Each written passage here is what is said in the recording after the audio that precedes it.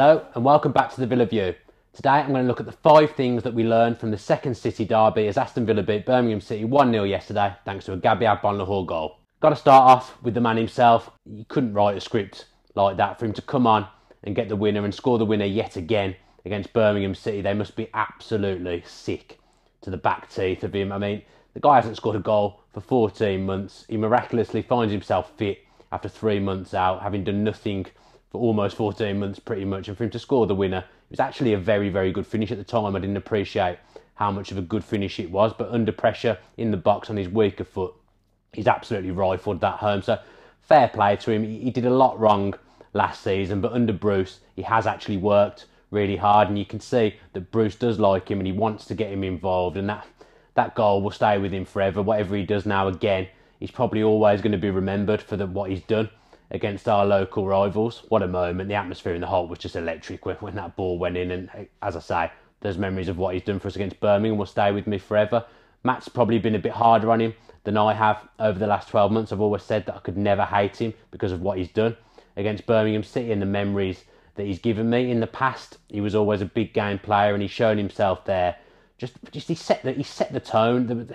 We weren't good until he came on, but just by him putting himself about, he got the crowd behind him. It made the fans believe. I think when the fans got behind him, I think he believed that he could be the hero again, and so it happened. Next up, I'm going to look at the midfield and the attack, because let's face it, we didn't look very good going forward, and I think pretty much that was the only shot we had on target all day. Birmingham were not great themselves, but they actually carried more of a threat than us, especially in the first 45 minutes. So if I was them, I would feel pretty hard done by. Our defence was obviously solid. I'm going to move on to that later, but at the moment I feel like the attacking players, they're not getting the chance to shine because of the way we're playing. Let's face it, we have been turgid at best recently, and although I'm happy because in the main that has brought results, I would like to see a superior style of football, because I don't think in the long term that just playing like that is going to get us results.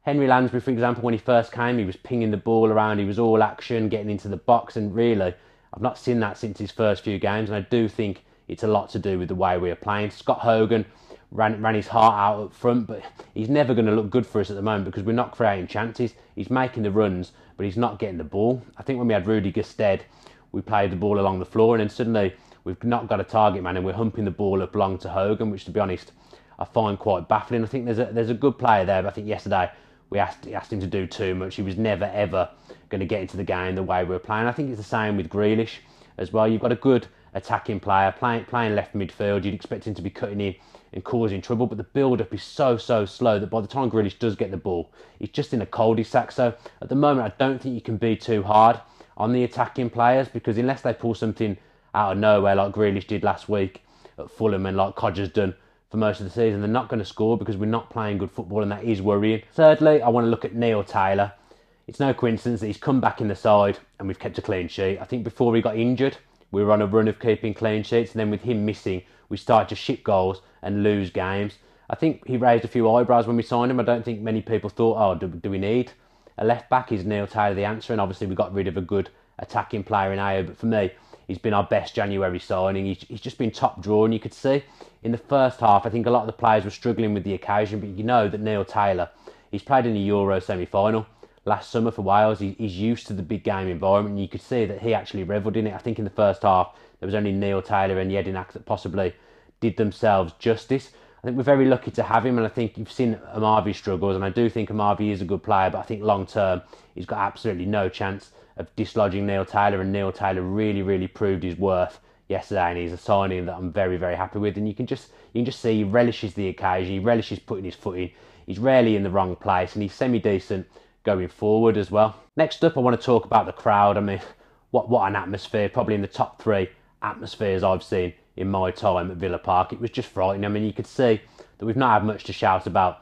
over the last few years, but you could just see that the crowd revelled in that occasion. They were bang up for the game, and especially when Gabby came on, you could see the crowd. I think we really willed the team to victory in what was a game that looked like it was petering out 0-0. It looked like we were sucking the ball into the net when Gabby scored, and it's brilliant to just see a full house at Villa Park and see the scenes when we were doing the fan cams afterwards. I just wish Villa Park could be like that all the time. I understand why people stay away, and circumstances sometimes dictates that people can't go for every game, but can you just imagine if we get full houses every week next season on a playoff charge or even an automatic promotion charge, it would just be... Villa Park is a magical place, and days like this, they stay with the fans forever. I mean, speaking to the people after the game, they'll never forget that game on Sunday. So for me, I'd love to see Villa Park full more often. I'd love to see an atmosphere like that. And what's the board and the owner think seeing that? They must realise that they're on board with a special club, and hopefully we've now got a special project. It's good to see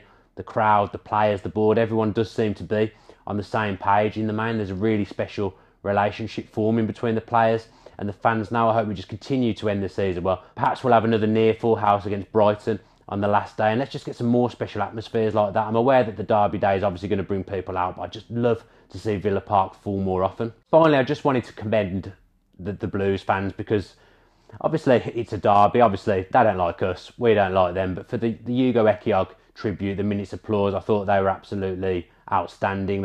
You couldn't see any trouble. Every one of them looked like they were giving Hugo the round of applause he deserves. And sometimes things are more important than football, and sometimes things like that can bring people together. So it was great to see that the Birmingham fans gave Hugo the respect he deserves, and I just wanted to point that out because I think it was possibly something that went unnoticed. And obviously there was probably trouble at some points in the ground. Obviously Villa fans ran onto the pitch. There's probably Birmingham fans that have caused problems at times as well. So just to see the fans coming together and seeing off a Villa hero, I thought that was great to see, and it shows that sometimes rivalries, they don't mean anything, and that the bigger football picture, fans can see that, and I think they deserve commending for what they did. That's all for today.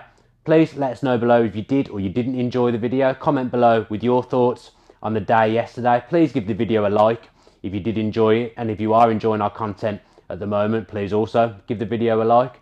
Remember, if you're not already a subscriber, subscribe with your post notifications on so you know about our videos coming online first. And as always, up the Villa. If you enjoyed that video, why not watch another? Click the video choices on screen now to go and watch them in full. Be sure to subscribe to the channel by clicking our logo there on the left. Easy peasy.